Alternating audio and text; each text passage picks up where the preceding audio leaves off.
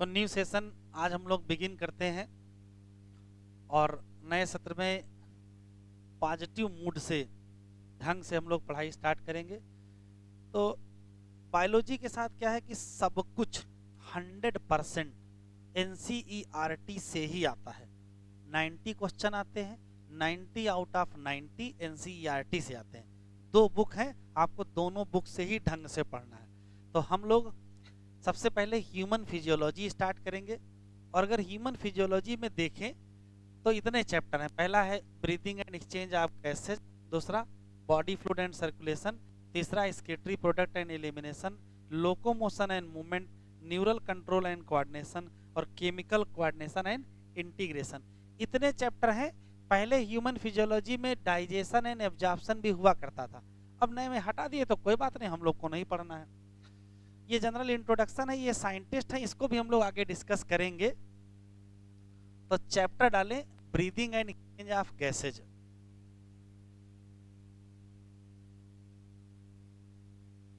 Breathing and exchange of gases.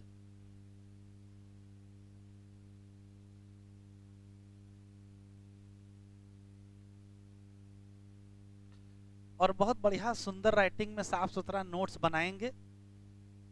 ठीक है, printed notes तो आपको मिलेगा ही, लेकिन आप लिखेंगे भी अच्छे से। कोई भी चैप्टर जब हम लोग शुरू करते हैं तो पहले ये समझ लेते हैं इस चैप्टर का एग्जाम में वेटेज क्या है।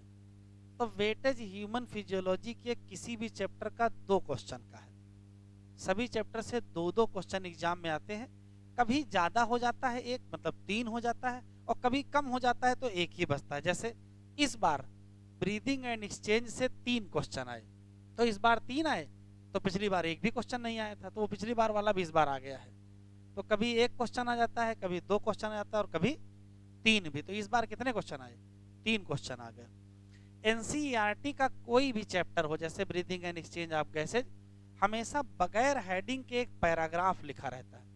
कोई भी चैप्टर आप एनसीईआरटी का उठा लीजिए, बगैर हेडिंग के एक पैराग्राफ जरूर लिखा रहेगा। ये वास्तव में इंट्रोडक्शन होता है। फिर रियल में चैप्टर इस हेडिंग से क्या होगा, स्टार्ट होगा। रेस्पिरेटरी आर्गन हेडिंग है, फिर ह्यूमन रेस्पिरेटरी सिस्टम हेडिंग है, लंबी हेडिंग। उसके बाद मैकेनिज्म ऑफ ब्रीदिंग हेडिंग है। ऐसे बहुत सारी हेडिंग्स। फिर क्या है, रेस्पिरेटरी वॉल्यूम एंड कैपेसिटी है, एक्सचेंज ऑफ गैसेज है, फिर ट्रांसपोर्ट ऑफ गैसेज में O2 का ट्रांसपोर्ट, और उसके बाद CO2 का ट्रांसपोर्ट है। ठीक है, और आखिरी में रेगुलेशन ऑफ रेस्पिरेशन और डिसऑर्डर ऑफ रेस्पिरेटरी सिस्टम। ठीक है, तो ये जनरल हेडिंग्स हैं, एक एक करके पढ़ना है। आ जाओ बेटा, आगे आ जाओ, आ जाओ, यहाँ आ जाओ।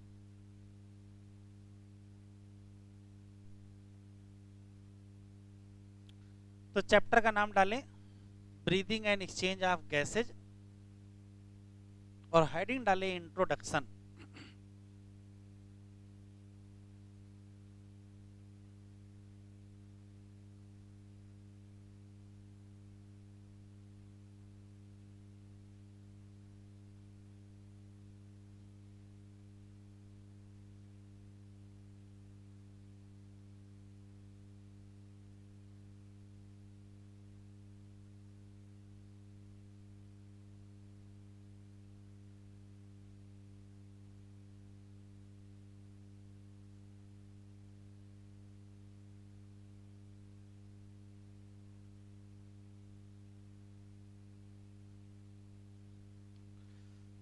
Heading introduction.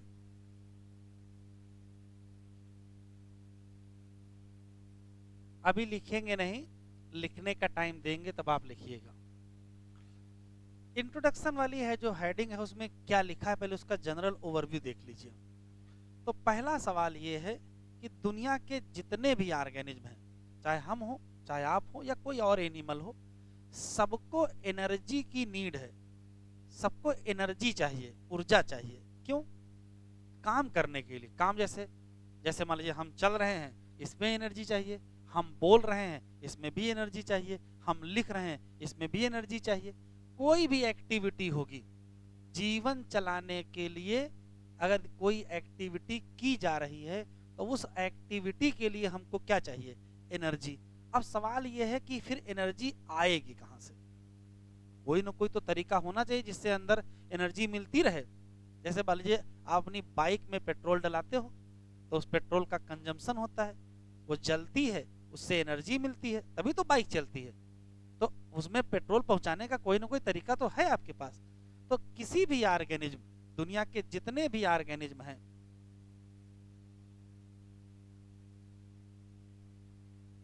अभी लिखेंगे नहीं बेटा, ऑर्गेनिज्म को क्या चाहिए?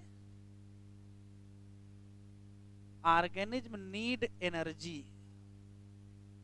और एनर्जी से करेंगे क्या? एक्टिविटी करेंगे।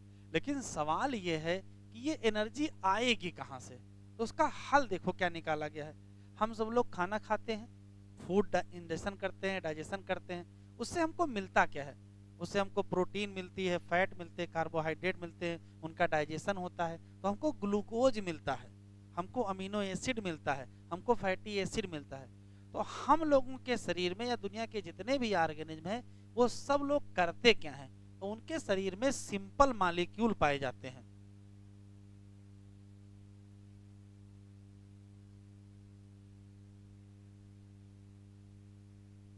जैसे ग्लूकोज है, अमीनो एसिड है, फैटी एसिड है। ये क्या है? ये हम बायोमॉलिक्यूल में डिटेल में ग्लूकोज के बारे में भी पढ़ेंगे, अमीनो एसिड के बारे में भी पढ़ेंगे, फैटी एसिड के बारे में भी पढ़ेंगे। सिंपल मॉलिक्यूल जैसे ग्लूकोज, अमीनो एसिड और फैटी एसिड, इन सब का ब्रेकडाउन कर देते हैं, इनको तोड़ देते हैं, और क्या रिलीज करते हैं? एनर्जी। और उसमें इस्तेमाल कहां करते हैं? एक्टिविटी में इस्तेमाल करते हैं। तो दुनिया के सभी ऑर्गेनिज्म ने एक तरीका निकाल रखा है, क्या? कि उनके पास पाए जाने वाले सिंपल मॉलिक्यूल जैसे ग्लूकोज, जैसे अमीनो एसिड, जैसे फैटी एसिड का क्या कर दो? ब्रेकडाउन कर दो। और ब्रेकडाउन करके क्या निकालो? एनर्जी। और एनर्जी से क्या हो? एक्टिविटी चलेंगे। यहां तक तो सब कुछ बड़ा आसान लग रहा है। अब समस्या खड़ी हो गई कि ये बताओ, क्या इनके अंदर एनर्जी भरी हुई है क्या? तो एनर्जी निकल कहां से गई? तो ये जितने भी मॉलिक्यूल हैं, इन सब में बॉन्ड एनर्जी पाई जाती है। वो केमिस्ट्री में आपको पढ़ाया जाएगा। तो जब बॉन्ड तोड़ते हो तो एनर्जी निकलती है। अब बॉन्ड ऐसे तो टूटेगा नहीं, बॉन्ड तोड़ने में क्या चाहिए? तो जब कभी बॉन्ड टूटता है तो उस घटना को कहते क्या हो? तो इस घटना को कहते हैं कैटाबोलिक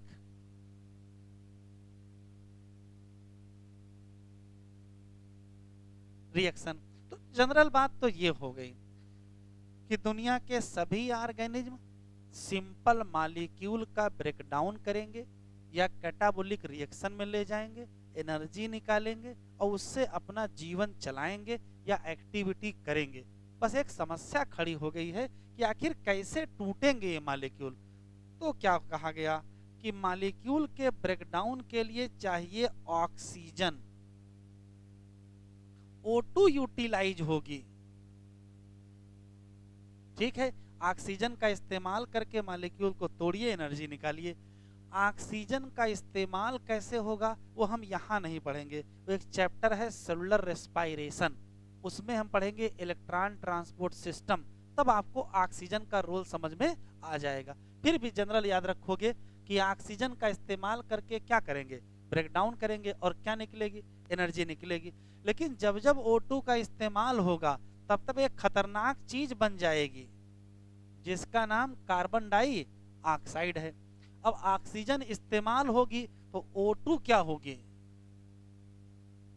रिलीज होगी। यदि आप चाहते हो, यदि ये चाहते हो कि परमानेंट एनर्जी मिलती रहे तो हमको परमानेंट ब्रेकडाउन करना पड़ेगा। और परमानेंट ब्रेकडाउन तभी हो सकता है जब हमको रेगुलर क्या मिलता रहे और रेगुलर क्या रिमूव होता रहे? Carbon dioxide. अच्छा बताओ, O2 लाओगे कहां से?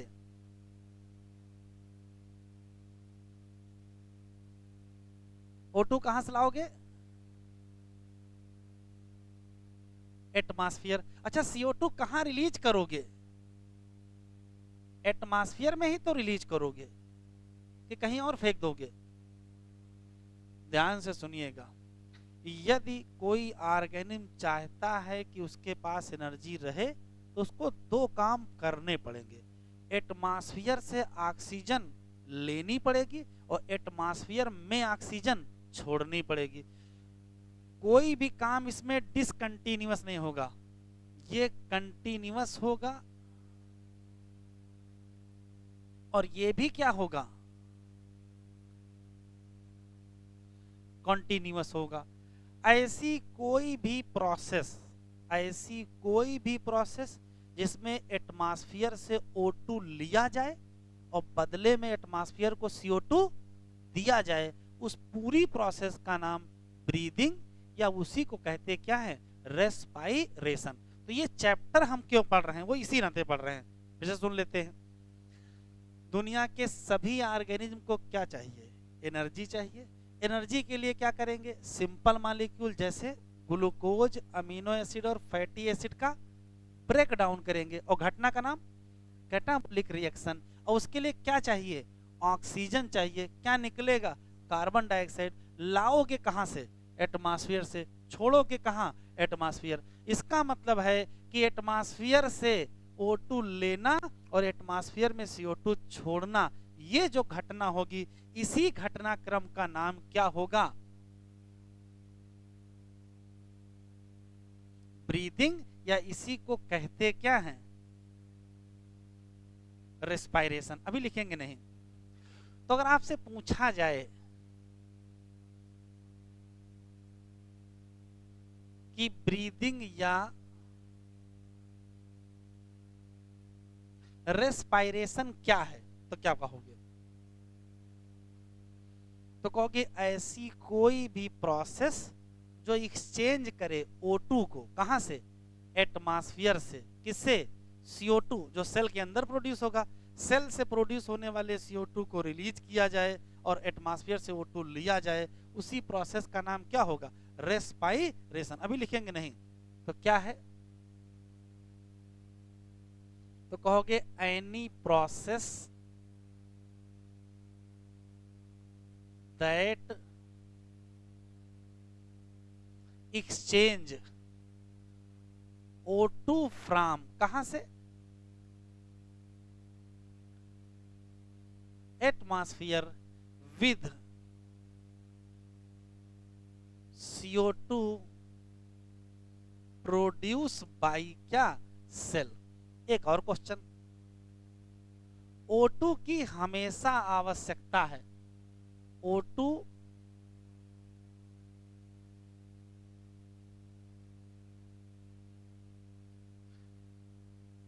कंटिन्यूअस सप्लाई करना पड़ेगा, काहे के लिए, टू ब्रेक डाउन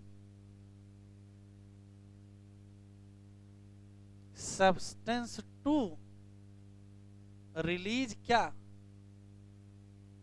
एनर्जी। और CO2 का क्या करना पड़ेगा,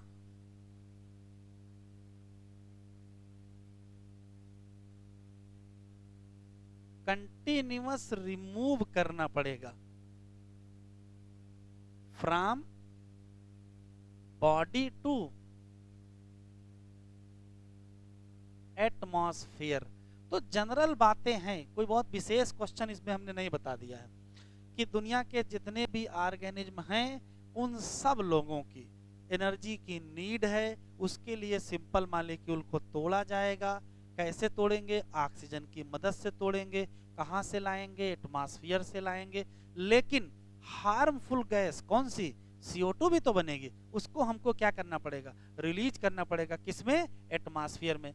ऐसी कोई भी प्रोसेस जिसमें एटमॉस्फेयर से O2 ले ली जाए और बदले में CO2 दे दी जाए, उस घटना को हम क्या कहते हैं, ब्रीदिंग, या उसी को क्या कहते हैं, रेस्पायरेशन। लिख लो बेटा।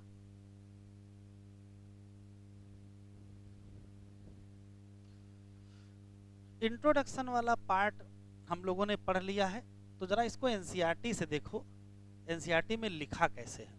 यही वे है, पहले चीजों को हम लोग समझेंगे, फिर उसी बात को एनसीईआरटी में देखेंगे, फिर हेडिंग समझेंगे, फिर एनसीईआरटी में देखेंगे। देखो एनसीईआरटी निकालो और हाइलाइटर निकाल लो। हाइलाइटर लेके आए हो, एनसीईआरटी ले लो और हाइलाइटर ले लो, एक एक चीज हाईलाइट करनी है।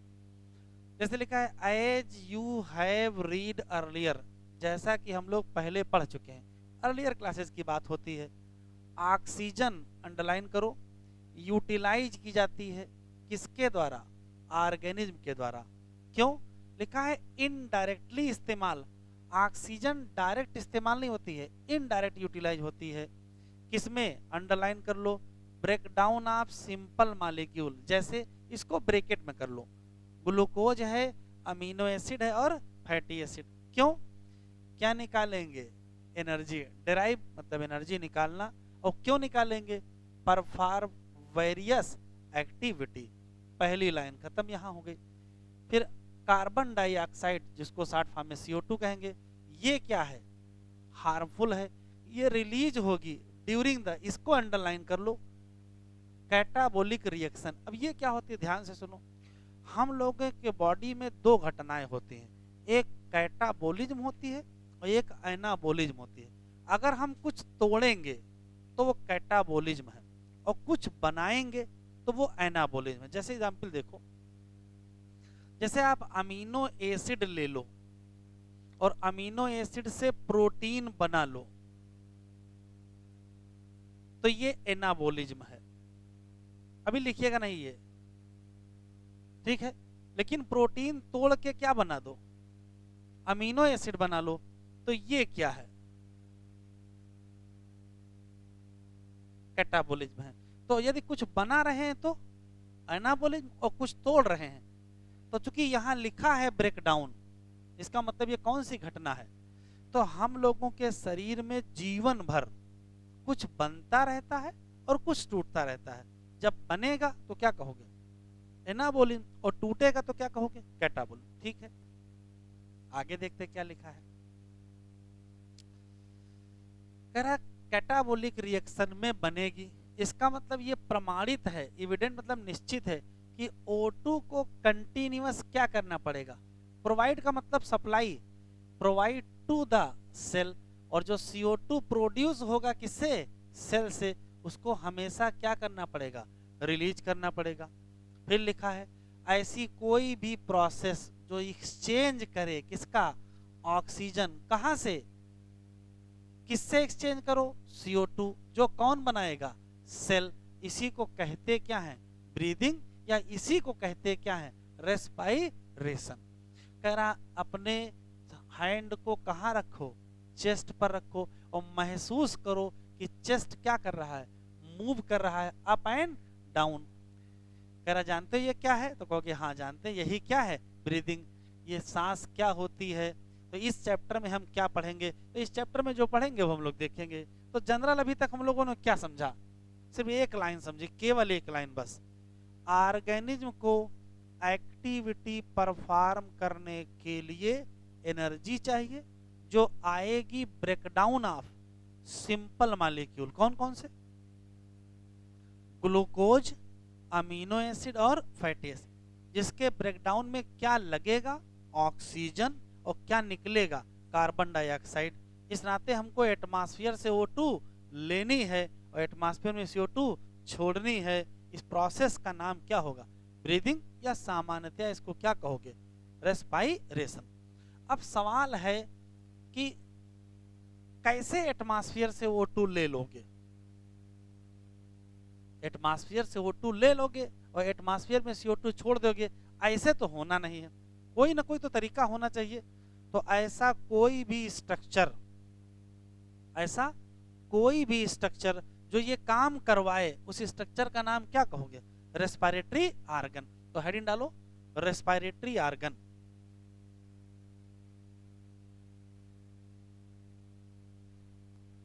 विशेष थोड़ी इधर बढ़ जाओ जरा सा, थोड़ा बढ़ जाओ बस, तुम वहीं बैठे रहो।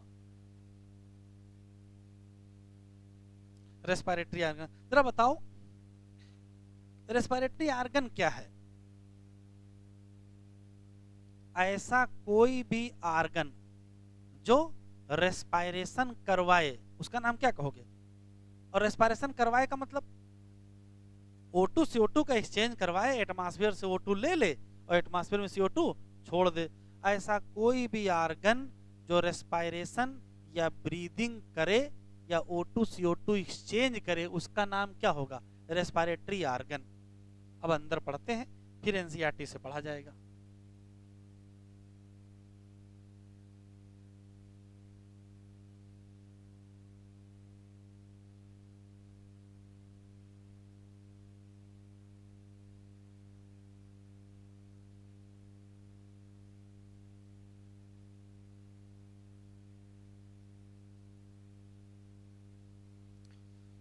तो पहली लाइन तो यही हो गई,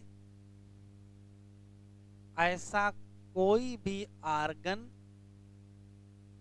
दैट क्या करे,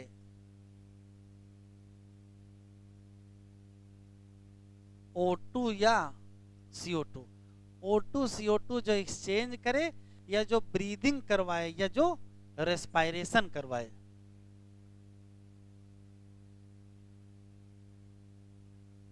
आर्गन फॉर ब्रीदिंग या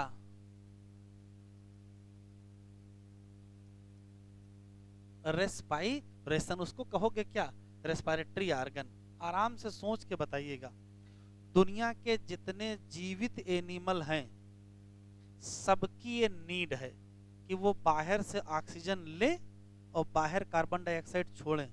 तो सबकी आवश्यकता एक है, तो क्या सबका तरीका एक होगा? क्यों होना चाहिए? जब पर्पज एक है तो तरीका क्या होना चाहिए? एक ही होना चाहिए। भाई एक ही पर्पज है, सबको O2 लेनी है और सबको CO2 छोड़नी है, तो तरीका क्या होना चाहिए? सबका एक होना चाहिए। यही से पहला सवाल निकला कि दुनिया के अलग अलग आर्गन, दुनिया के अलग अलग एनिमल जितने भी हैं, उनका मैकेनिज्म ऑफ रेस्पिरेशन क्या है? अलग अलग है। वो अलग बात है कि सबका पर्पज एक है। क्यों अलग अलग है? सबको तो एक ही तरीका अपनाना चाहिए। तो देखो क्यों अलग अलग है। एग्जाम्पल समझोगे, जैसे फिश है, फिश वो पानी में रहती है, तो अगर जो पानी में रहता है उसको सांस लेने के लिए गिल का इस्तेमाल करना पड़ेगा। लेकिन हम लोग तो पानी में नहीं रहते हैं, हम लोग जमीन पे रहते हैं और हवा से सांस लेते हैं। तो हम किससे लेते हैं? फेफड़ों से, लंग से लेते हैं। अगर हम पानी में डाल दिए जाएं तो गिल बन जाएंगे हमारे में? ऐसा तो है नहीं। हम पानी में डाल जाएंगे, हमारे फेफड़े काम नहीं करेंगे, हम लोग मर जाएंगे। और फिश को बाहर निकाल दो तो फिश के गिल नहीं काम करेंगे। तो कहने का मतलब ये है कि ऑर्गेनिज्म रहता कहाँ है, पानी में रह रहा है कि जमीन पर रह रहा है, ये तय करेगा कि आप कौन से स्ट्रक्चर से ब्रीदिंग करोगे। यदि पानी में रह रहे हो तो गिल का इस्तेमाल कर लो, और जमीन पर रह रहे हो तो लंग्स का। अच्छा, एक और बात, क्या सिर्फ इसी आधार पर तय होगा कि आप रहते कहाँ हो? क्या जितने लोग पानी में रहते हैं सब लोग गिल से सांस लेते हैं? ये भी नहीं है भाई। अमीबा भी पानी में रहता है, स्पंज भी पानी में रहते हैं, हाइड्रा भी पानी में रहता है। क्या इन लोगों में गिल है? कहोगे नहीं है। इसका मतलब ऐसा भी नहीं है कि जो लोग एक जगह रहेंगे उनका भी रेस्पिरेशन एक जैसा होगा। तो घुमा फिरा करके बात यह है कि ये बताओ, अलग अलग एनिमल का रेस्पिरेटरी आर्गन क्या होगा? अलग अलग होगा। क्यों अलग होगा? तो कहोगे दो कारण हैं। पहला पहला कारण है कि वो रहते कहाँ हैं, रहते का मतलब हैबिटेट। और दूसरा, उनकी बॉडी कैसी है, ऑर्गेनाइजेशन कैसा है। अभी आगे हम लोग एनिमल किंगडम पढ़ेंगे। ऑर्गेनाइजेशन कई टाइप का होता है, जैसे सेलुलर ऑर्गेनाइजेशन, जैसे टिश्यू ऑर्गेनाइजेशन, जैसे आर्गन ऑर्गेनाइजेशन, जैसे सिस्टम ऑर्गेनाइजेशन। तो ऑर्गेनाइजेशन भी तय करेगा। जैसे अगर किसी में आर्गन बने ही नहीं है तो उसमें गिल कहां से हो जाएंगे? आर्गन जब बनेंगे तभी तो गिल होंगे। जैसे स्पंज, उसको पानी में रहना है लेकिन उसके पास गिल नहीं। क्यों? क्योंकि उसके पास टिश्यू या सेल वाला ऑर्गेनाइजेशन पाया जाता है। तो घुमा फिरा करके जो बात कंक्लूजन है कि दुनिया के अलग अलग ऑर्गेनिज्म या एनिमल की मैकेनिज्म ऑफ ब्रीदिंग या रेस्पिरेशन क्या होगा? अलग अलग होगा। रेस्पिरेटरी ऑर्गन क्या होंगे? अलग अलग। क्यों? तो कहोगे दो चीजें अलग है। पहला क्या अलग है? हैबिटेट अलग है। दूसरा क्या अलग है? ऑर्गेनाइजेशन अलग है। चलो इतना लिख लो, इतना लिख लो। Mechanism of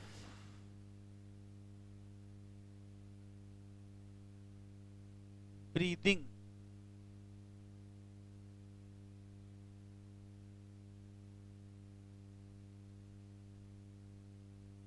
different in different animal, अलग अलग एनिमल में ब्रीदिंग का मैकेनिज्म क्या है, अलग अलग है। क्यों?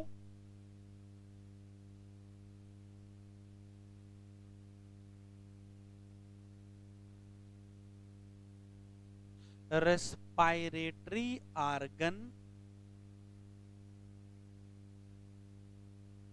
डिपेंड ओवर, किस पर तय होंगे? तो दो चीजों पर तय होंगे, एक हैबिटेट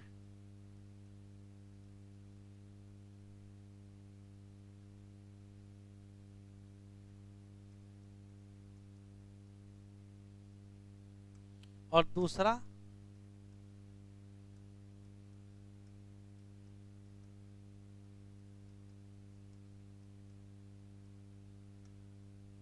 क्या दुनिया के सभी एनिमल का रेस्पिरेटरी ऑर्गन एक है? कहोगे नहीं। क्यों? तो कहोगे सबके हैबिटेट क्या है, अलग अलग है, और सबका ऑर्गेनाइजेशन भी क्या है, अलग अलग है। जैसे अगर कोई पानी में रहता है तो उसको गिल से सांस लेना पड़ेगा, जो जमीन पे रहता है उसको लंग से सांस लेना पड़ेगा। लेकिन सब पानी वाले गिल से सांस नहीं लेते हैं। स्पंज भी पानी में रहता है लेकिन गिल से नहीं लेता। क्यों? स्पंज और फिश का ऑर्गेनाइजेशन क्या है, अलग अलग है। अब हमको एक एक करके देखना है कि किस पर्टिकुलर एनिमल का रेस्पिरेटरी ऑर्गन कौन सा है। इस बार एक क्वेश्चन इसी हेडिंग से आया है, इसी साल 2026 वाले पेपर में, जो भी कैंसिल हो गया है उसमें एक क्वेश्चन आया। अभी पढ़ा लेते हैं, क्वेश्चन आपको दिखाते हैं।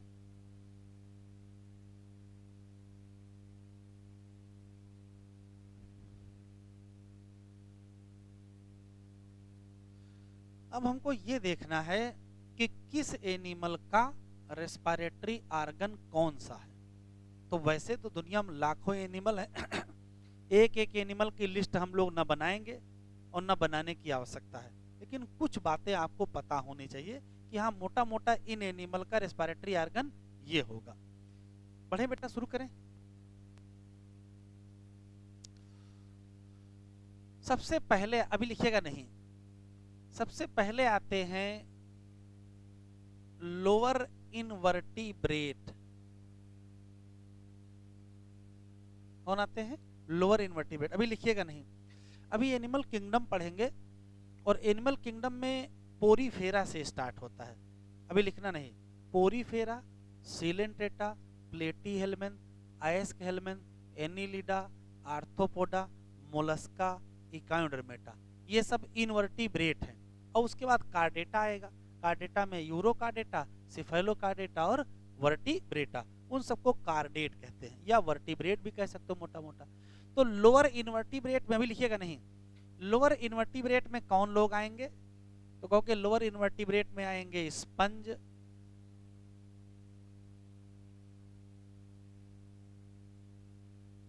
सीलेंट्रेट,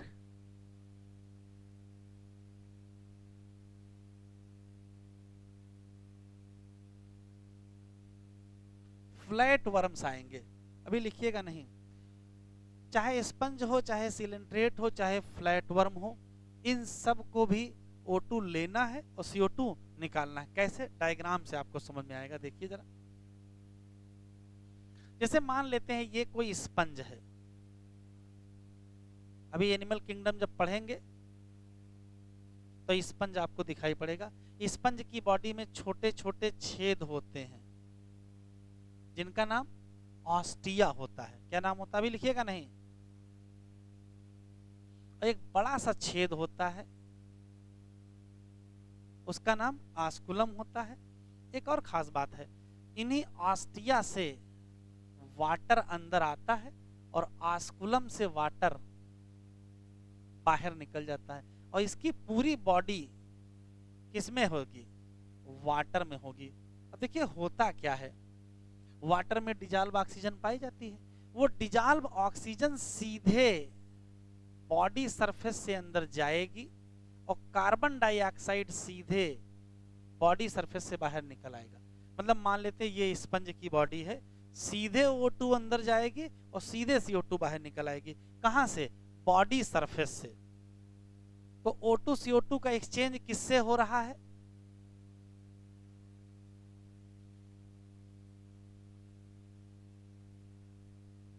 बॉडी सरफेस से हो रहा।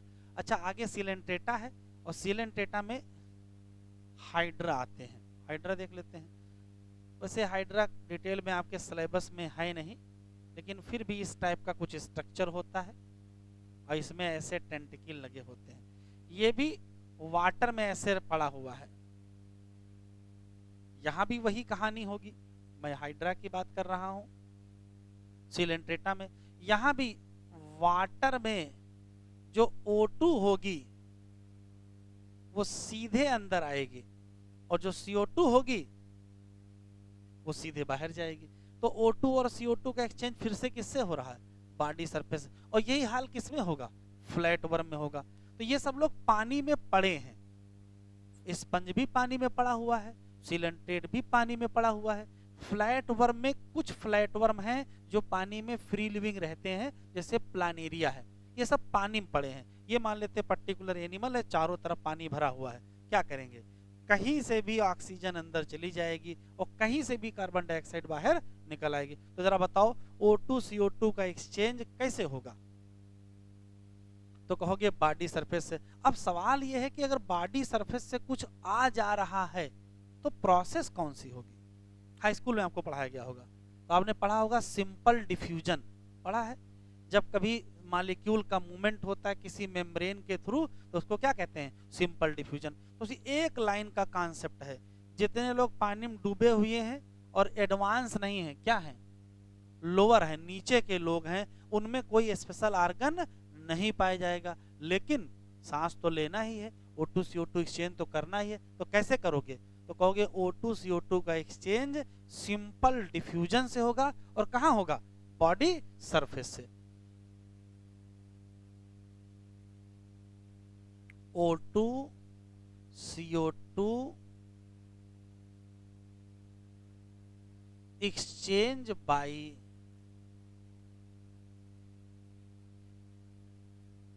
simple diffusion over body surface। ये किसमें है बेटा? याद रखिएगा, लोअर इनवर्टिब्रेट, इतना लिखो। तो ये बताओ, इसी साल पूछा गया है, लोअर इनवर्टिब्रेट, चाहे लोअर इनवर्टिब्रेट कहे और चाहे किसी का नाम ले ले, चाहे वो स्पंज का नाम ले ले, चाहे वो सिलेंट्रेट का नाम ले ले, चाहे वो फ्लैट वर्म का नाम ले ले, उससे मतलब नहीं। यहाँ फ्लैट वर्म के बगल में लिख लीजिए, हो सकता है स्पेशली पूछ ले कौन सा फ्लैट वर्म। तो ये प्लानारिया है। क्योंकि जो पैरासाइट वाले फ्लैट वर्म होते हैं उनको एक्सचेंज नहीं करना होता है, वो एनारोबिक होते हैं। ठीक। तो लोअर इनवर्टिब्रेट का तो भाई ये हल निकल गया, लेकिन थोड़ा ऊपर बढ़ो। कहां तक आ गए? ये हो गया पोरीफेरा, ये हो गया सिलेंटेटा, ये हो गया प्लेटीहेल्मिन, इसी का भाई एस्केल्मेन। थोड़ा और ऊपर बढ़ो तो एनिलिडा आएगा, जिसमें अर्थवर्म आएगा, फिर आर्थ्रोपोडा, बहुत बड़ा ग्रुप है। आगे बढ़े यहां तक? अभी लिखेंगे नहीं।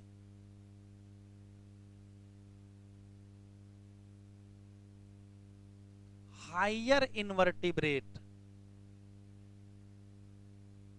अब हायर इनवर्टिब्रेट में जैसे कि एनलिड्स हैं,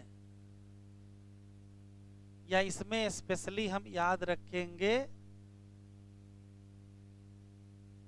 अर्थवर्म। इधर देखो, ये अर्थवर्म है।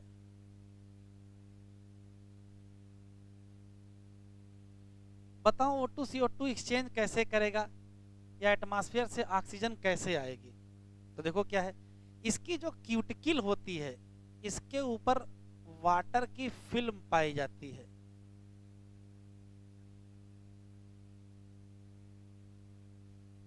और इसको कहते हैं मॉइस्ट क्यूटिकल। और इसके नीचे ब्लड वेसल पाई जाती है। अब देखो कैसे O2 CO2 का एक्सचेंज होता है, डायरेक्ट O2 इसी में आ जाएगी एटमॉस्फेयर से, और CO2 क्या हो जाएगी। तो बताओ एटमॉस्फेरिक एयर से एक्सचेंज O2 CO2 का कैसे करोगे। तो कहोगे मॉइस्ट क्यूटिकल। एक काम किया जाए, केचुए को लीजिए और पंखे के नीचे रख दीजिए और उसको सुखा दीजिए। अब क्या होगा, तो अगर ये सूख गया क्यूटिकल तो O2 CO2 एक्सचेंज क्या हो जाएगा, बंद हो जाएगा, और अर्थवर्म की क्या हो जाएगी, डेथ। हम लोगों के टाइम एक सवाल पूछा गया था कि यार अर्थवर्म को पेंट कर दिया जाए, अर्थवर्म को पेंट कर दिया जाए तो पेंट क्या करेगी, सूख जाएगी थोड़ी देर में। अगर अर्थवर्म को पेंट कर दोगे तो क्या होगा, तो कहोगे अर्थवर्म की डेथ हो जाएगी। कैसे, जल्दी ही उसका रेस्पिरेशन क्या हो जाएगा, बंद हो जाएगा। तो जब बताओ अर्थवर्म में O2 CO2 का एक्सचेंज कैसे करेंगे।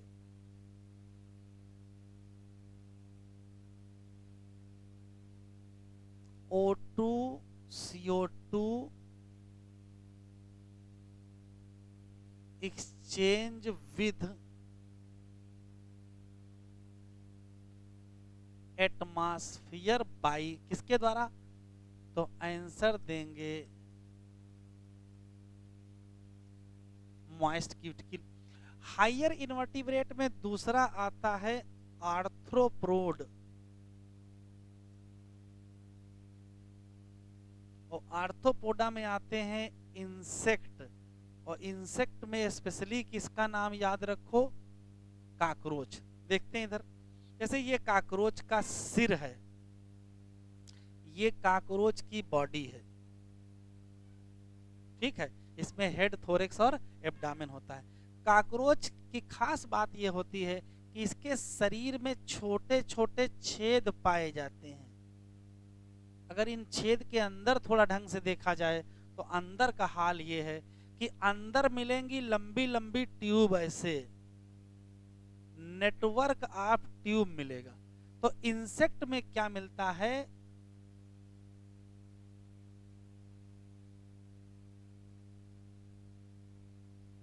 नेटवर्क ऑफ ट्यूब, या इसी को कहते हैं ट्रैकियल ट्यूब, या इसी को कहते हैं ट्रैकियल सिस्टम। और यही क्या करेगा,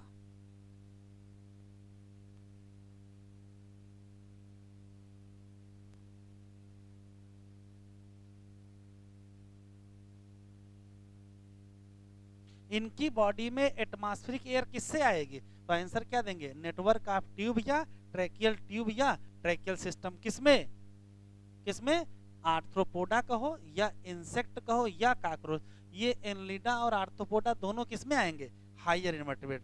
तो लोअर इनवर्टिब्रेट का तरीका अलग है और हायर इनवर्टिब्रेट का तरीका अलग है। हायर में दो याद रखो, कौन सा, अर्थवर्म क्या करेगा बेटा, अर्थवर्म O2 CO2 का एक्सचेंज करेगा मॉइस्ट क्यूटिकल से, सीधे उसी से आ जाएगी ऑक्सीजन और सीधे कार्बन डाइऑक्साइड निकल जाएगी। लेकिन अगर हम आर्थ्रोपोडा में और थोड़ा हायर जाओगे तो सिस्टम मिलेगा हमको, क्या, नेटवर्क ऑफ ट्यूब मिलेगा, या क्या मिलेगा, ट्रैकियल सिस्टम, या इसी को कहते हैं ट्रैकियल सिस्टम। और यही से एटमॉस्फेरिक एयर क्या करेगी, बॉडी में आएगी। लिखो, तो लोअर इनवर्टिब्रेट में कौन कौन थे, स्पंज था, सिलेंट्रेट था, फ्लैट। और हायर इनवर्टिब्रेट में अभी एनलिड्स या अर्थवर्म पढ़ा है, आर्थ्रोपोड या इंसेक्ट पढ़ा है, लेकिन अभी और हैं, देखो पढ़े कौन कौन है। तो जैसे अब ध्यान सुनिए, आर्थ्रोपोडा के कुछ मेंबर पानी में रहते हैं, ये तो आर्थ्रोपोडा या इंसेक्टा या काकरोच वो तो हवा में रहता है ना, आर्थ्रोपोडा के कुछ मेंबर पानी में रहते हैं। तो जो पानी में रहेंगे उनको क्या कहोगे, उनको एक्वेटिक आर्थ्रोपोड कहोगे। और मोलस्का भी तो पानी में रहता है। आगे बढ़े बेटा, तो जो एक्वेटिक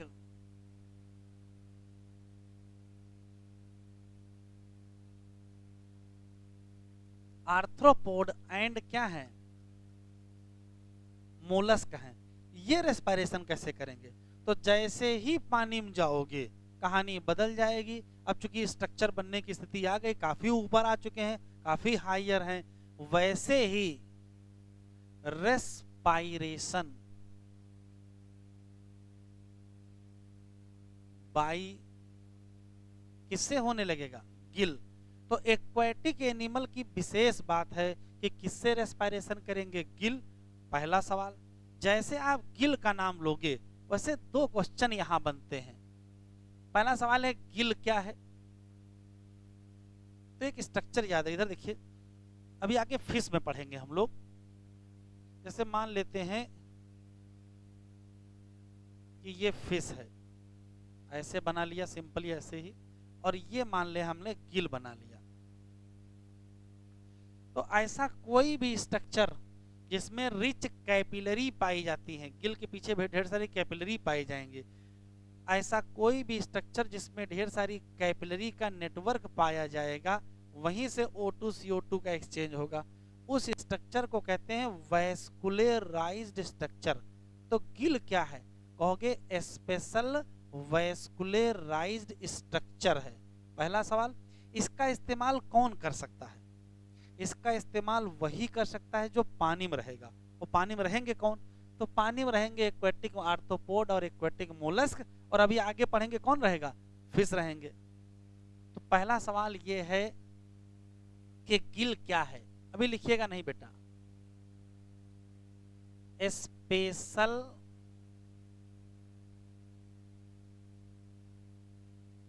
वैस्कुलराइज्ड, ये एनसीईआरटी में लिखा है, स्ट्रक्चर यूज बाई, इसका इस्तेमाल कौन करता है?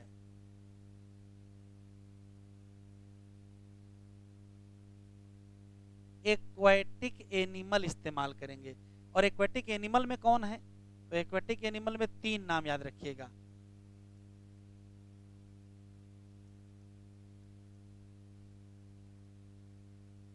एक्वेटिक आर्थ्रोपोड याद रखिएगा,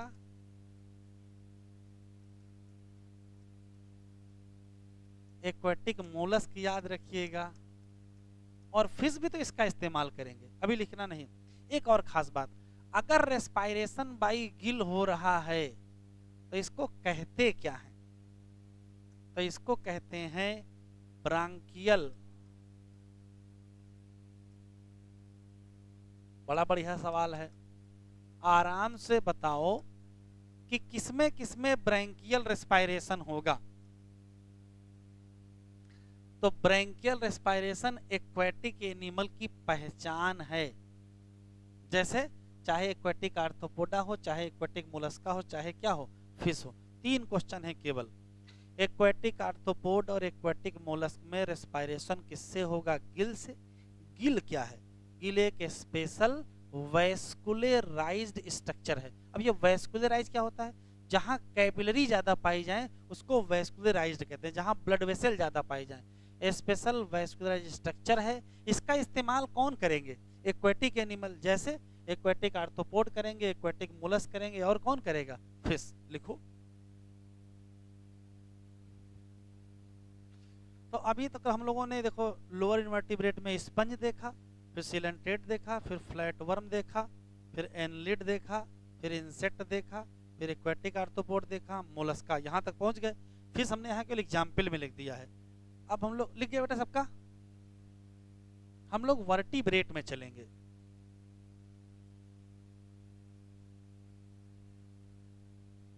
अभी ये सब एनिमल किंगडम की चीजें हैं, एनिमल किंगडम में ही बेहतर क्लियर होंगी। बताओ वर्टिब्रेट में कौन कौन लोग आएंगे? तो वर्टिब्रेट में आएंगे फिश,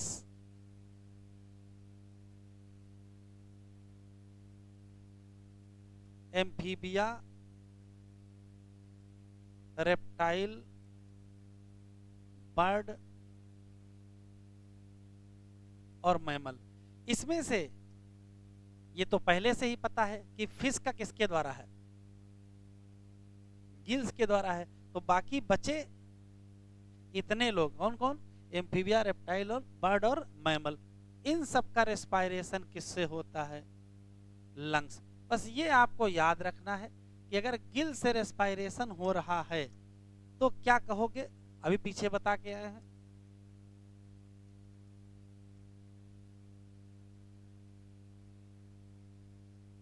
कौन सा? Branchial respiration.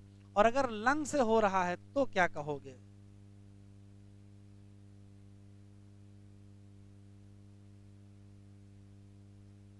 Pulmonary respiration. बस लंग्स और गिल में अंतर बता दो बस हमको। ध्यान से सुनिएगा, अभी पीछे लिख के आए हैं, ये लिखा है स्पेशल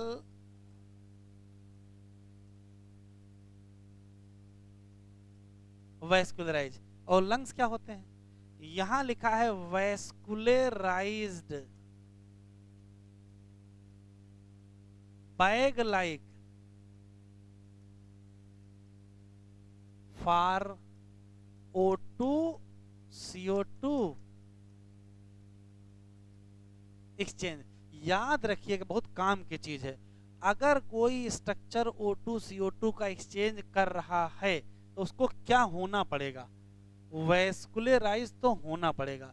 वैस्कुलराइज का मतलब इधर देखिए, जैसे मान लेते हैं ये हम लोगों का लंग्स है, ठीक है, तो यहाँ रिच कैपिलरी नेटवर्क पाया जाएगा, इसके नीचे यही कैपिलरी पाए जाएंगे, और इसी में क्या होगा,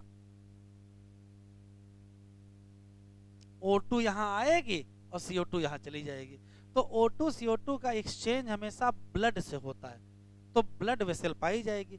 ऐसा कोई भी स्ट्रक्चर जिसमें ब्लड वेसल ज्यादा होगी उसको क्या कहोगे? वैस्कुलराइज। बताओ गिल्स और लंग्स में क्या समानता? गिल भी वैस्कुलराइज, लंग्स भी वैस्कुलराइज, बस फर्क स्ट्रक्चर में है। ये वैस्कुलराइज बैग लाइक है, ये बैग लाइक नहीं होता है। इसमें हवा भरती है, इसमें हवा नहीं भरती। इसका इस्तेमाल कौन करेगा? इसका इस्तेमाल कौन करेगा? एक्वेटिक वाले करेंगे, और इसका इस्तेमाल कौन करेगा? जमीन वाले करेंगे। गिल किसके लिए है?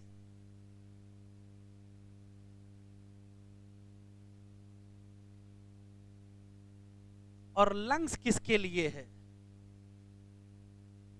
फार जो जमीन पे रहते हैं उनको क्या कहते हो? Terrestrial animal. अब टेरेस्ट्रियल एनिमल कौन ले लोगे? एम्फीबिया, रेप्टाइल, बर्ड और मैमल। एक लाइन बोल रहा हूं, बताओ सही है? ऑल वर्टिब्रेट सो पल्मोनरी रेस्पिरेशन। गलत है ना? क्या गलत है? फिश को तो कह रहा वर्टिब्रेट में केवल फिश है जो किसका इस्तेमाल करता है? गिल का। बाकी सब लंग्स का। अच्छा ये बताओ गिल का इस्तेमाल कौन करता है?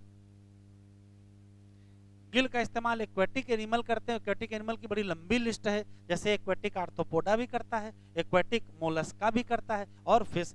वर्टिब्रेट में गिल का इस्तेमाल कौन करता है? तो वर्टिब्रेट में कौन है? केवल फिश। तो ये स्पेशल पॉइंट है। Among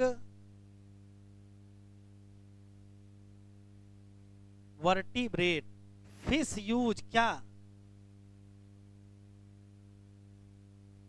while other use lungs. एक और क्वेश्चन, ये बताओ यदि कोई गिल से सांस ले तो क्या कहते हो? ब्रैंकियल। कोई लंग्स से सांस ले तो क्या कहते हो? पल्मोनरी। और अगर स्किन से कोई सांस लेने लगे, तो अगर स्किन से कोई सांस लेता है तो उसको क्यूटेनियस कहते हैं। किसमें होता है? अभी पढ़ेंगे, इतना लिखो पहले।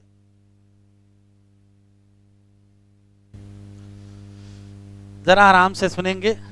एम्फीबिया में एक एनिमल है जिसका नाम फ्रॉग है।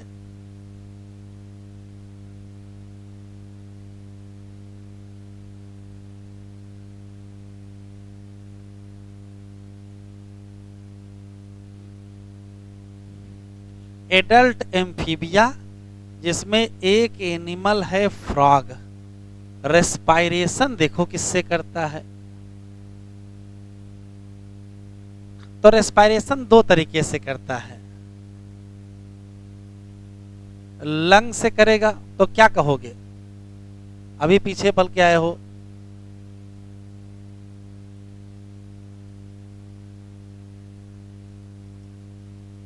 Pulmonary respiration. लेकिन इसका इस्तेमाल है कि ये मॉइस्ट स्किन से भी रेस्पायरेशन करेगा, और तब क्या कहोगे? अभी लिखो ने, जरा एक चीज देख लो। ये बताओ जब फ्रॉग के पास फेफड़े हैं, लंग्स हैं, और पल्मोनरी रेस्पिरेशन कर सकता है, तो स्किन से रेस्पिरेशन करने की क्या आवश्यकता है? कोई तो कारण होगा। तो देखो कारण, ये है मिट्टी और बाहर ये है फ्राग, ठीक है, और फ्राग को लगने लगी गर्मी या फ्राग को लगने लगा ठंडी, तो करेगा क्या? ये चला जाएगा मिट्टी के नीचे, अंडर सॉइल। अब ये बताओ, अगर फ्राग मिट्टी में अंदर चला गया है तो यहां हवा तो है नहीं उस तरीके से, तो क्या फेफड़े काम करेंगे? काम नहीं करेंगे, तो फिर जिंदा कैसे रहेगा? तब इसने इस्तेमाल किया क्या? तब इसी स्किन का इस्तेमाल किया। इसी से O2 आएगी और इसी से CO2 जाएगी। अच्छा, एक और देखो, ये है वाटर और फ्राग चला गया वाटर के अंदर। भाई पानी के अंदर भी जा सकता है। अब पानी के अगर अंदर चला गया तब क्या करेगा? फेफड़े तो काम नहीं करेंगे, तो या तो गिल होने चाहिए और गिल इसके पास है ही नहीं, तो फिर इस्तेमाल क्या करेगा? वही स्किन का ही इस्तेमाल करेगा। ये है जमीन और जमीन पर फ्राग बैठा हुआ है। अब बताओ क्या करेगा?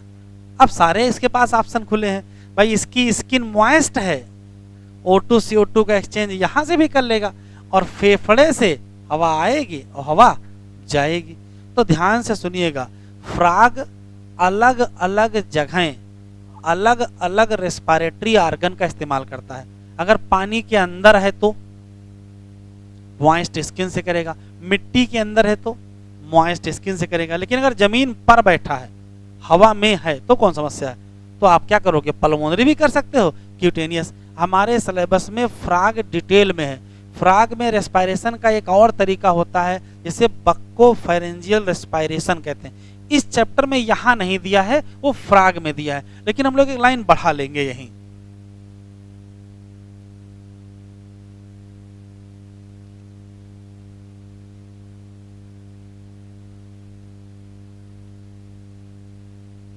बक्कल कैविटी से रेस्पिरेशन होता है और इसे कहते हैं बक्कोफेरेंजियल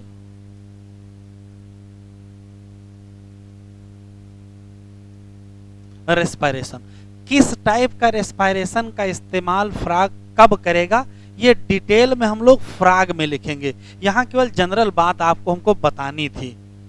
तो ये बताओ, कौन लोग हैं या कौन है जो कई तरीके से सांसें लेता है?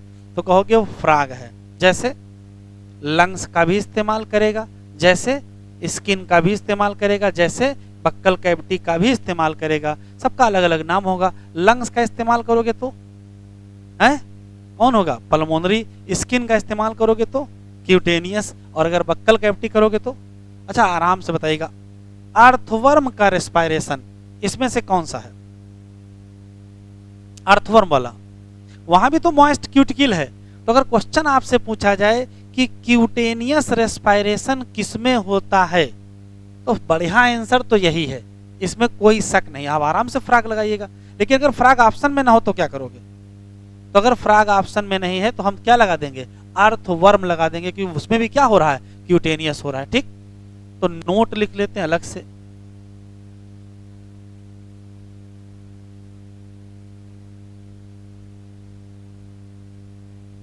क्यूटेनियस रेस्पिरेशन अगर आपसे एग्जामिनर पूछेगा तो क्या कहोगे? तो फ्राग कहोगे, इसमें कोई शक नहीं है, हमें इसमें कोई ऑब्जेक्शन भी नहीं है। लेकिन अगर फ्राग ना मिले तो अर्थवर्म। बढ़ाओ जरा बेटा, लिखो इतना। और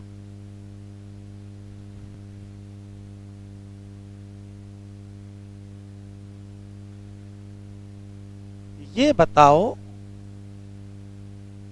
अमीबा में रेस्पिरेशन कैसे होगा? पहले अमीबा देखो। ऐसे अमीबा आपके सिलेबस में है नहीं रेस्पिरेशन उसका, फिर भी दो बातें जान लीजिए। ये है अमीबा जिसका कोई शेप निश्चित नहीं होता है।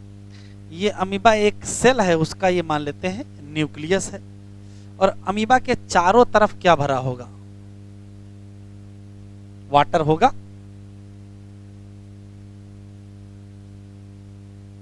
और अगर वाटर है तो इसी में क्या पड़ी होगी, ऑक्सीजन होगी।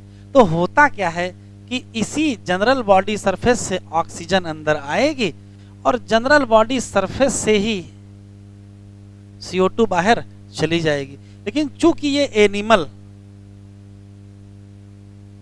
अमीबा की अगर बात करें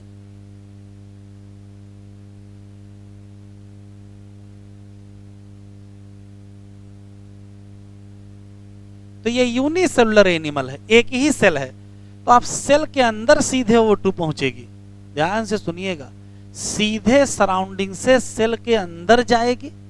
अंदर क्या करेंगे इस O2 का, पीछे पढ़ के भी आए हैं, इस O2 का इस्तेमाल करेंगे, glucose, amino acid, fatty acid तोड़ेंगे और एनर्जी निकालेंगे, तभी क्या निकलेगी, CO2 निकलेगी और बाहर जाएगी। तो अगर सेल के अंदर सीधे O2 गई है और सीधे इस्तेमाल हुई है तो इसको कहते हैं सेलुलर रेस्पायरेशन। क्या कहेंगे, सेलुलर रेस्पायरेशन का मतलब है रेस्पायरेशन की वो घटना जो सेल के अंदर हो रही हो। तो सेल के अंदर क्या हो रहा है, सेल के अंदर O2 का इस्तेमाल करो, ग्लूकोज को तोड़ो, एनर्जी निकालो, CO2 मिलेगी। तो अमीबा में क्योंकि सीधे O2 सेल के अंदर गई है, सीधे बाहर आई है, तो ये ब्रीदिंग भी हो रही है, लेकिन ये क्या चल रहा है, ये वास्तव में सेलुलर रेस्पायरेशन। तो अमीबा में कौन सा रेस्पायरेशन है, ऑप्शन बताओ, ब्रांकियल है, ब्रैंकियल है, अमीबा में क्या ब्रैंकियल रेस्पायरेशन है, नहीं, क्या पल्मोनरी रेस्पायरेशन है, नहीं, कौन सा कहोगे, तो आंसर देंगे सेलुलर रेस्पायरेशन। ये क्या है, सेल के अंदर जो एक्टिविटी होती है रेस्पायरेशन से जुड़ी उसको कहते हैं क्या है, सेलुलर रेस्पायरेशन। सीधे O2 अंदर आएगी, मेटाबॉलिक रिएक्शन में इस्तेमाल होगी और CO2 निकल जाएगी। पढ़ाओ,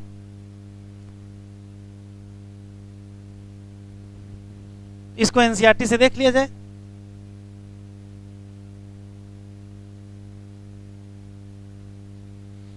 रेस्पिरेटरी ऑर्गन, इस बार इस हेडिंग से एक क्वेश्चन एग्जाम में आ गया। चलो एनसीईआरटी खोल लो और हाइलाइटर, पहला लाइन ये, मैकेनिज्म ऑफ ब्रीदिंग, क्या सभी एनिमल में एक जैसी होती है, नहीं, हाईलाइट करो वेरी को, वेरी का मतलब, वेरी का मतलब अलग अलग, in different group of animal, ठीक है, सही बात है। किस बात पर डिपेंड करेंगे, किस बात पर डिपेंड करेंगे, तो दो चीजें हाईलाइट करो, पहला क्या है, हैबिटाट, और दूसरा क्या है, लेवल ऑफ ऑर्गेनाइजेशन। पहला लिखा है लोअर इनवर्टिब्रेट, टिक कर लो। लोअर इनवर्टिब्रेट में कई लोग आते हैं, लेकिन 3 नाम दिया है, स्पंज है, सिलेंट्रेट है और फ्लैट वर्म है। O2 CO2 का एक्सचेंज किस प्रोसेस से, हाईलाइट करो, हाईलाइट करो, सिंपल डिफ्यूजन, हाईलाइट करो, सिंपल डिफ्यूजन, और कहां होगा, एंटायर बॉडी सरफेस। इसको भी क्यूटेनियस कह सकते हो, इसको भी क्यूटेनियस रेस्पायरेशन कह सकते हो। क्यों, क्योंकि यहां भी बॉडी सरफेस इस्तेमाल हो रही। एग्जामिनर वहां से शुरू करता है जहां तुम सोचना बंद करते हो। सबसे आसान सवाल, क्यूटेनियस रेस्पायरेशन किस में, तो आप धड़ से आंसर बताओगे फ्रॉग, ऑप्शन में ही नहीं होगा। अब क्या करोगे, अगर वो ऑप्शन में नहीं तो क्या क्या हो सकता है ये तो पता होना चाहिए ना। तो अर्थवर्म हो सकता है, अच्छा वो भी ऑप्शन से गायब है, अगर वो भी गायब है तो क्या लगाओगे, तो फिर आप स्पंज लगा दोगे, सिलेंट्रेट लगा दोगे और क्या लगा दोगे, फ्लैट वर्म, वो भी गायब है तो अमीबा लगा दोगे। अभी पढ़ाए ना, अमीबा में तो बॉडी सरफेस से ही आ रहा है O2 CO2। तो अगर क्वेश्चन पूछ रहा है कि क्यूटेनियस रेस्पिरेशन किस में है, तो सबसे बढ़िया तो फ्रॉग है, कोई दिक्कत नहीं है। फ्रॉग नहीं तो अर्थवर्म है, नहीं अर्थवर्म है तो ये सब लगाओ, ये भी नहीं तो अमीबा लगाओ। अब नहीं मिलेगा तो छोड़ चले आना, बात खत्म, ठीक है। अर्थवर्म की अगर बात करें तो ये क्या यूज करेंगे बेटा, क्या यूज करेंगे, मॉइस्ट क्यूटिकल। और अगर हम इंसेक्ट की बात करें तो क्या यूज करेंगे, नेटवर्क ऑफ ट्यूब, जिसका नाम ट्रैकियल ट्यूब है। ये ट्रांसपोर्ट करेंगे atmospheric air with in the body.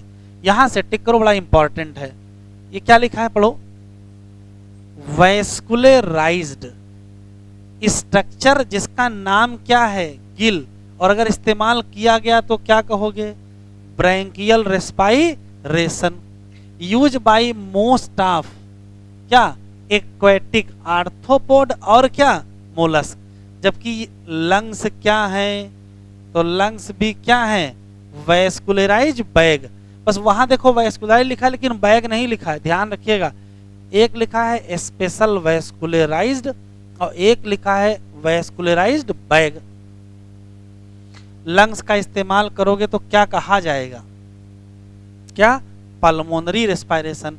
कौन यूज करेगा, टेरेस्ट्रियल एनिमल जैसे जैसे तो लिखा है एमंग द वर्टिब्रेट, केवल फिश क्या यूज करेंगे, बाकी एम्फीबिया रेप्टाइल बर्ड और मैमल इसके थ्रू लंग्स। एम्फीबिया में जैसे फ्रॉग रेस्पायर थ्रो किसके द्वारा, मॉइस्ट स्किन और कहोगे क्या क्यूटेन। यहां आल्सो लिखा है, एक चीज यहीं बढ़ा लीजिए जरा। अगर आपसे क्वेश्चन पूछा जाए लार्वा एम्फीबिया,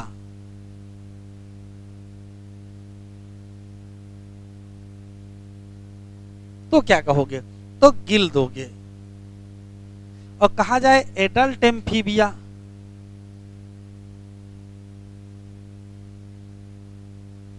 तो स्किन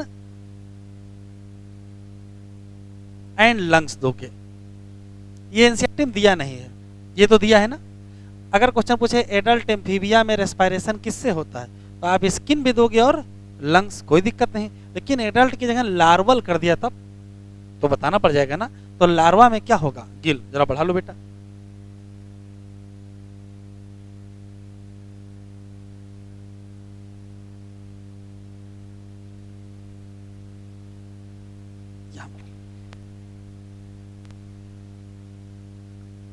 जरा बताएंगे फटाफट, तेज तेज बोलेंगे। पहला सवाल,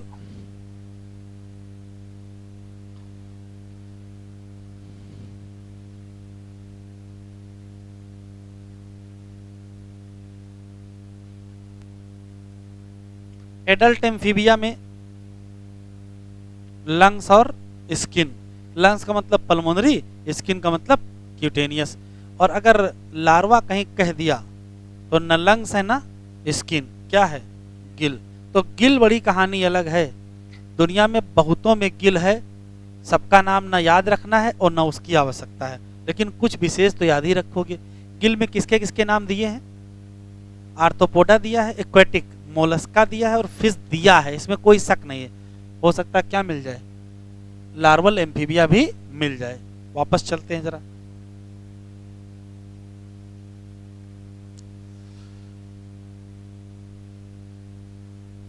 ये बताओ एनिमल एनर्जी की नीड कैसे पूरा करेगा, तो एक लाइन बताओगे, ब्रेकडाउन ऑफ सिंपल मॉलिक्यूल। कौन कौन से, तीन तोड़ेगा। बोलो पहला, पहला बोलो, पहला ग्लूकोज, तेज बोल नहीं रहो, दूसरा अमीनो एसिड और तीसरा फैटी एसिड। इसमें क्या इस्तेमाल होगा, ऑक्सीजन, और क्या रिलीज होगा, कार्बन डाइऑक्साइड। एटमॉस्फेयर से O2 लो, एटमॉस्फेयर में CO2 दो। इसी घटना का नाम रेस्पायरेशन या इसी को कहते हैं क्या है, ब्रीदिंग।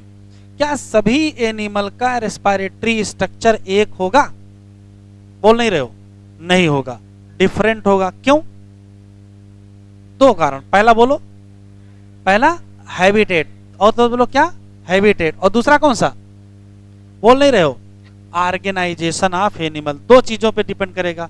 इस हिसाब से जरा बताओ लोअर इनवर्टिब्रेट में कौन कौन आते हैं। पहला कौन है, एक साथ में बोलो, पहला स्पंज, दूसरा और तीसरा। और ये लोग क्या करेंगे, O2 CO2 एक्सचेंज बाई किस प्रोसेस से, सिंपल डिफ्यूजन। कौन सी प्रोसेस, फिर से बोलो कौन सी, और किस कहां करेंगे, तो आंसर दोगे बॉडी सरफेस। लेकिन जैसे हम हायर इनवर्टिब्रेट में गए तो हायर में पहला कौन मिलेगा, एनिलिड्स या अर्थवर्म। किसका इस्तेमाल करेंगे, किसका इस्तेमाल करेंगे, तेज नहीं बोल रहे हो, किसका इस्तेमाल, मॉइस्ट कीट। लेकिन अगर हम इंसेक्ट या कॉकरोच में जाएं तो किसका इस्तेमाल होगा, या क्या कहोगे, ट्रैकियल ट्यूब। अच्छा, थोड़ा आगे बढ़ेंगे, आर्थ्रोपोड्स एंड मोलस्क में जाएंगे। एक्वेटिक आर्थ्रोपोड और मोलस्क में तो रेस्पिरेशन किससे होगा? किससे होगा? गिल। अच्छा, गिल की पहचान क्या है? लिखा है आगे, स्पेशल, बोल नहीं रहे हो, स्पेशल वैस्कुलराइज स्ट्रक्चर। इसका इस्तेमाल कौन करेंगे? एक्वेटिक, जैसे 3 लोग, पहला एक्वेटिक आर्थ्रोपोडा है, एक्वेटिक मोलस्क है, और कौन? फिशेज। अच्छा, अगर कोई गिल के द्वारा सांसें ले रहा है तो उसको कहोगे क्या? बोल नहीं रहे हो, कौन सा? फिर से बोलो, कौन सा? Branchial respiration. अच्छा, फिर आ जाएगा वर्टिब्रेट, उसमें बहुत लोग हैं। पहला कौन है? फिश, एम्फीबिया, रेप्टाइल, बर्ड और मैमल। फिश किसका इस्तेमाल करेगा? गिल, तो रेस्पिरेशन कौन सा? ब्रैंकियल। बाकी लोग किसका इस्तेमाल करेंगे? तो रेस्पिरेशन कौन सा? अगर गिल्स और लंग की तुलना की जाए तो क्या अंतर है? वो स्पेशल वैस्कुलराइज स्ट्रक्चर है और ये वैस्कुलराइज बैग लाइक स्ट्रक्चर। उसका इस्तेमाल कौन करेंगे? एक्वेटिक करेंगे, और इसका इस्तेमाल कौन करेंगे? टेरेस्ट्रियल। वर्टिब्रेट में कौन है जो लंग्स का इस्तेमाल नहीं करता है? वर्टिब्रेट में कौन है जो लंग्स का इस्तेमाल नहीं करता है? फिश। और जो करते हैं? एम्फीबिया, रेप्टाइल, बर्ड और मैमल।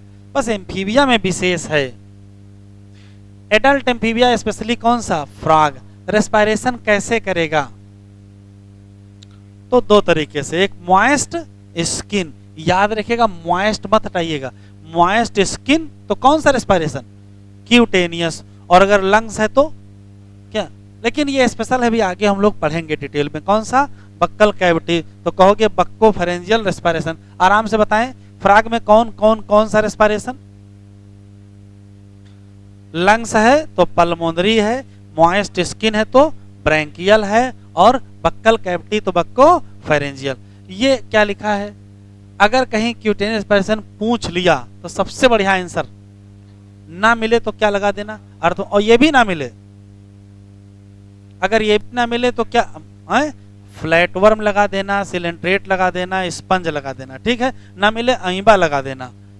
अमीबा स्पेशल केस है, क्योंकि यूनिसेलुलर है तो सीधे O2 अंदर आएगी, सेल के अंदर ही पहुंचेगी, सीधे इस्तेमाल होगी। इसके रेस्पिरेशन को हम सीधे क्या बोलेंगे? Cellular respiration. तो बस आज इतना ही पढ़ते हैं, ज्यादा नहीं, पहली क्लास है, थोड़ा कम कम पढ़ा जाए। तो करना आपको क्या क्या है?